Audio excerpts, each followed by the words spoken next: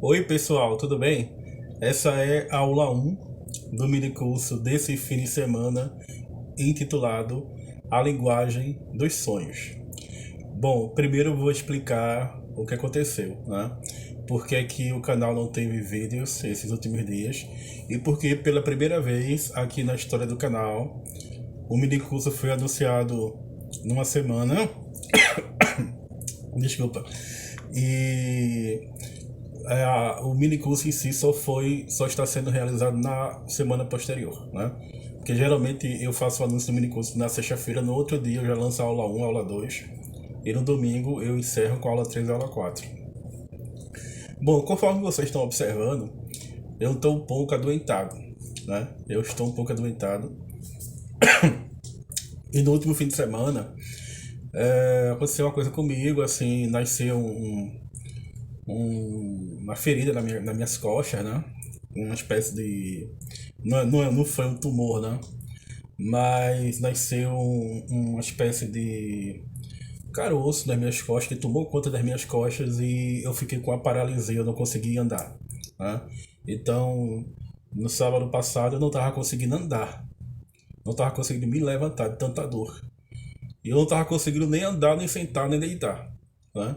Quando eu deitava assim do lado. E aí eu tinha três pacientes para atender no sábado à tarde. Eu tive que desmarcar com todos eles. E ainda tem uma quarta pessoa com quem eu tinha que falar também, de modo terapêutico, que eu tive também que desmarcar. E consequentemente, como eu não vim para a clínica no sábado, eu não gravei vídeos, não gravei minicurso.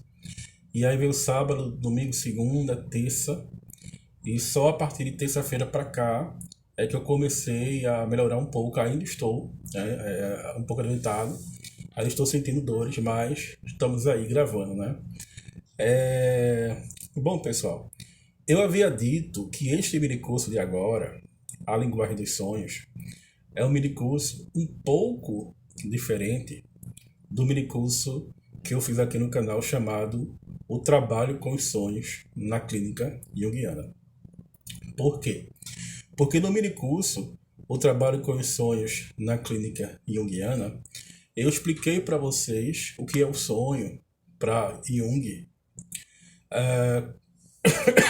Desculpa, eu ainda estou adoentado. O que é o curador ferido, né? É o curador ferido se manifestando, né?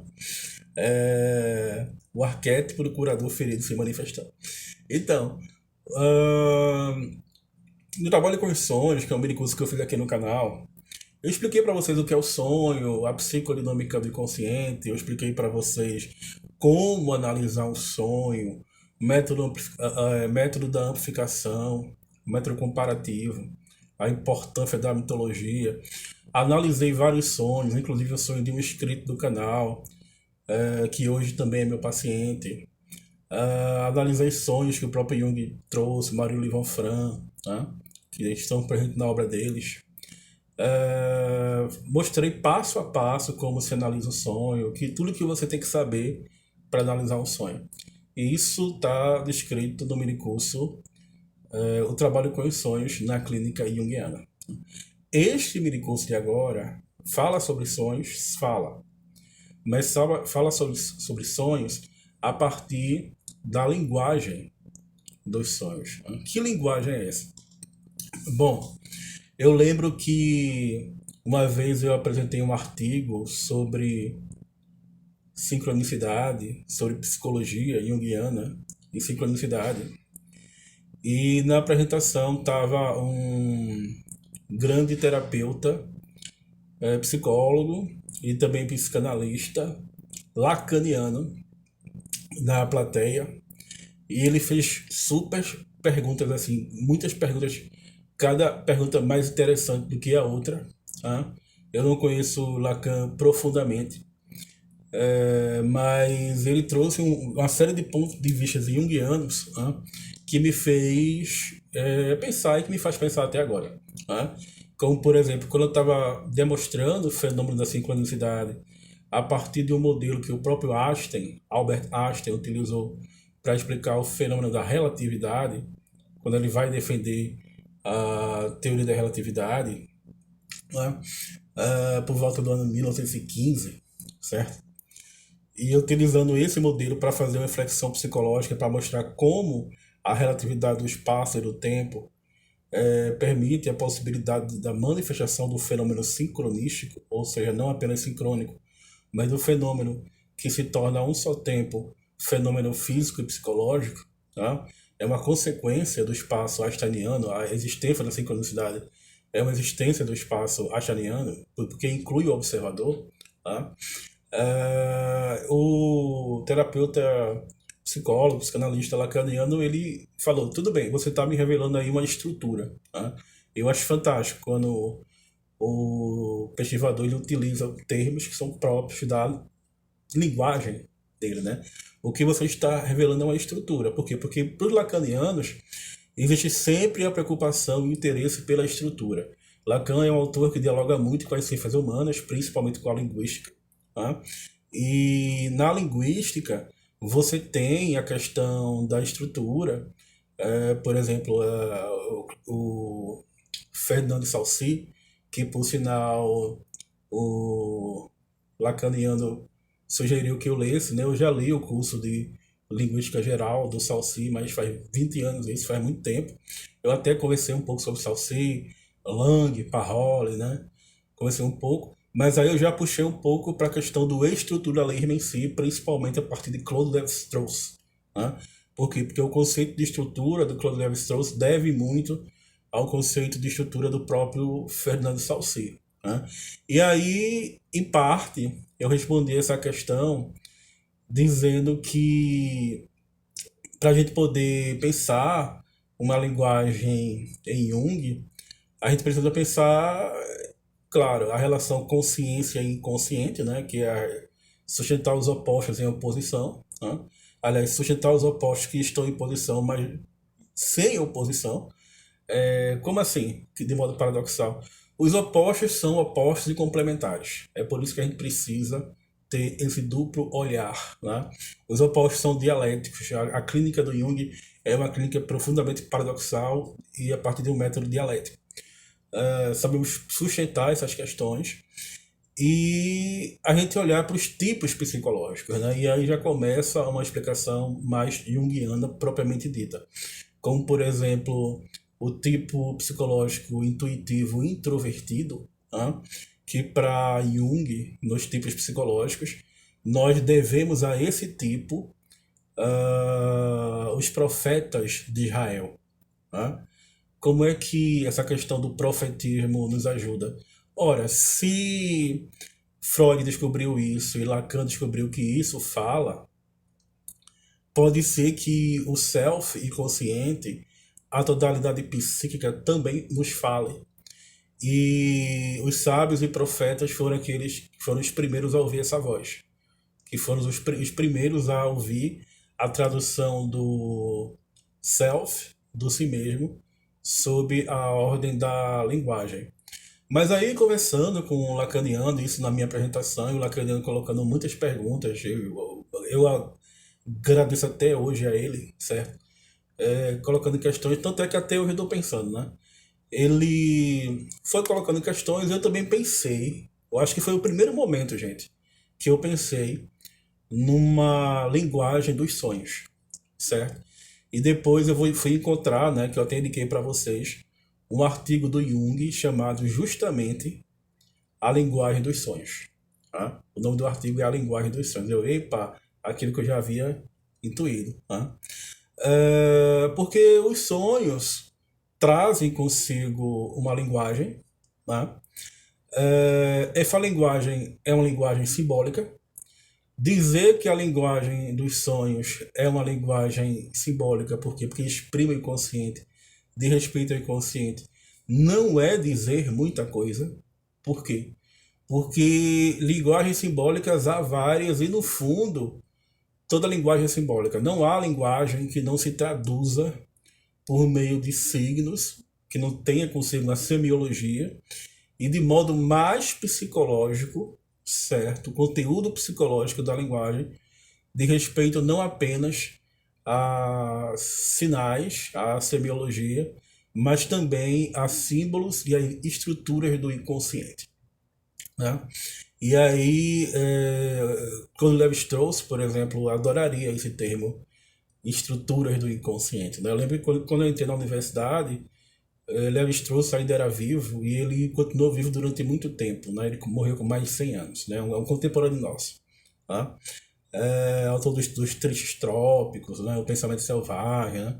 A Antropologia Estrutural 1 e 2, que foi uma das obras de antropologia que mais me marcou, né?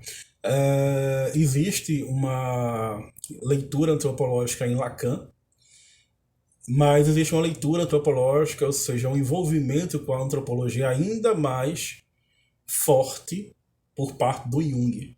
Né? Por quê? Porque sem antropologia a gente não trabalha. Sem antropologia a gente não tem um método comparativo. A gente não consegue construir paralelos para compará-los e comparar diversas formas de cultura. Tá? E por que, que a gente precisa comparar diversas formas de cultura? Por que, que a gente tem tanto interesse nos paralelos? Eu lembro do Jung conversando com os médicos e ele dizendo, e os médicos perguntando, né? E Jung dizendo, eu sei que os médicos se preocupam principalmente com coisas práticas, mas foi justamente as coisas práticas que me levaram ao estudo dos paralelos, né? Paralelo pode ser tomado como outro nome na clínica junguiana para arquétipo, para padrão psicológico herdado, para mitologema.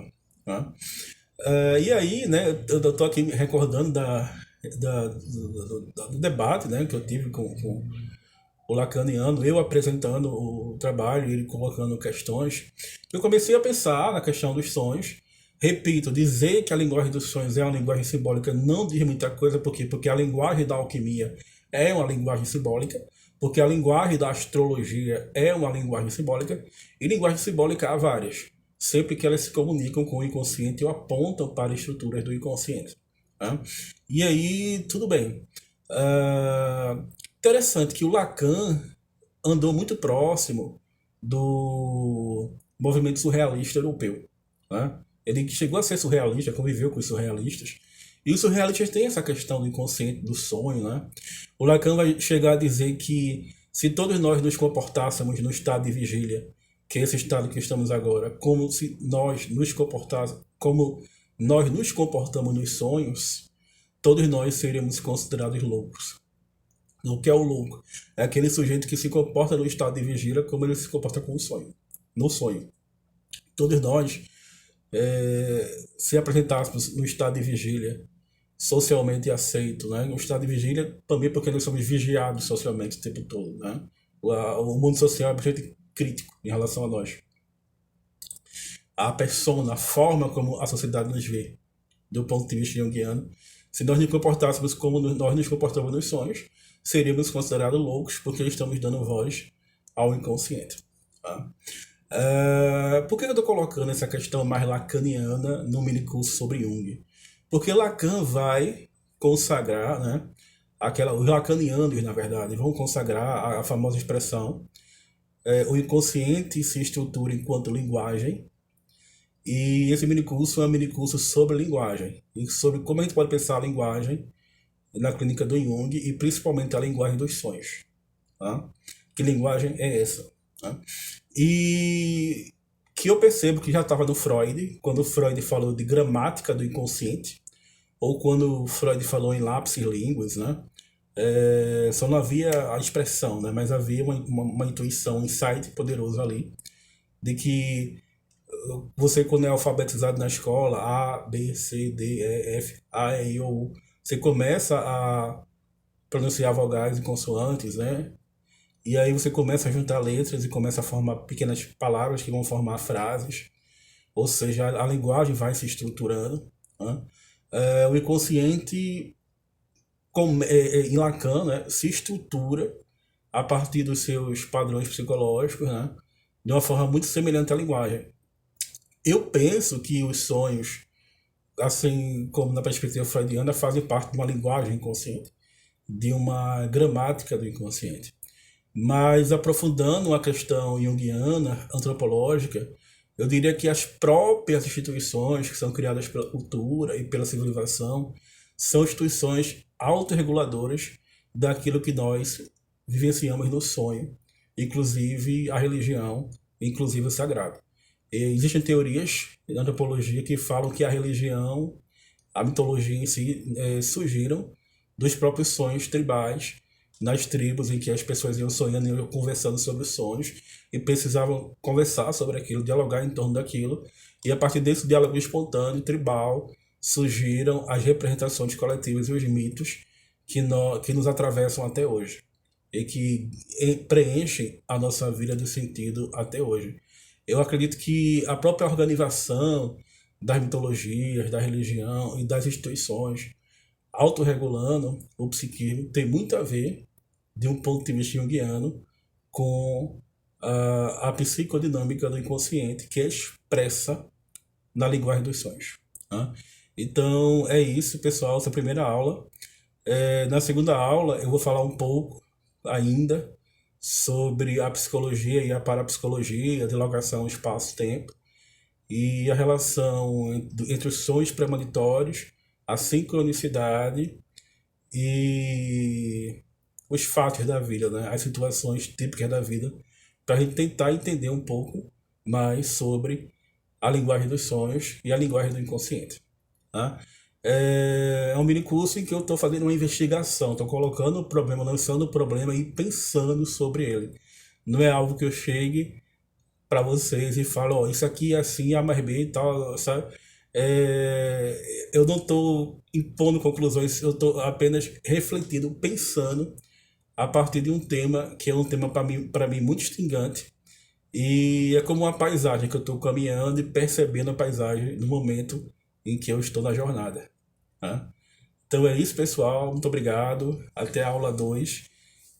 Se você conhece alguém que se interessa por esse tipo de assunto, linguagem, consciente, sonhos, Lacan, Jung, psicologia clínica, né? Psicoterapia, por favor, divulgue, se engajem, se inscrevam, dê like, porque isso ajuda muito o canal.